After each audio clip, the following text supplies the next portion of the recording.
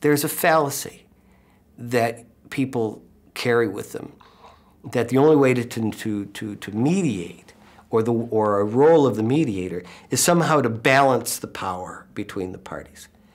That's true and it's not true. It's true if we think about balancing the power inside of the arena, so that the owner of the company and the leader of the syndicate, the labor union, and the worker on the line, and the person who sweeps the floors, all right, can literally be in the same room with one another. You can balance their power in regards to their ability to reflect on the information they have, to reflect on their expertise that they have, because the floor sweeper has a greater expertise in what is needed to be able to keep that room safe and clean than the owner of the building does. To be able to allow for individuals' charismatic power to come forth, because that the line worker may be far more charismatic than the head of the labor union.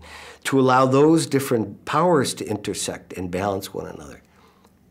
But it is a fantasy, though, if you think of it that you are somehow balancing the power that happens outside of the arena, because you can't. The mediation is over, that person still owns the company. That person still has to go and sweep the floors.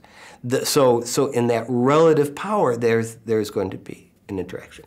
But each can leave the mediation with a sense of empowerment.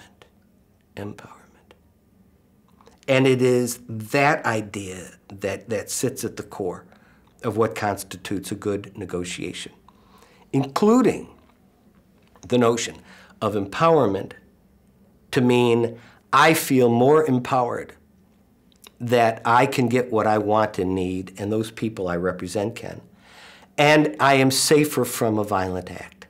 That's the hidden thing.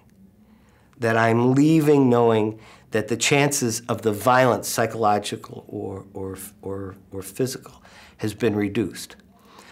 And there's the equality, because the owner of the company wants to have that same empowerment that my company's safer, it's not going to be trashed, it won't be burned, and that violence won't take place.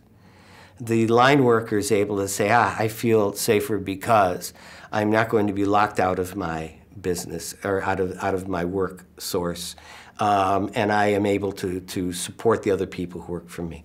So it's not the balancing of power that's as important as the notion of empowerment in terms of people.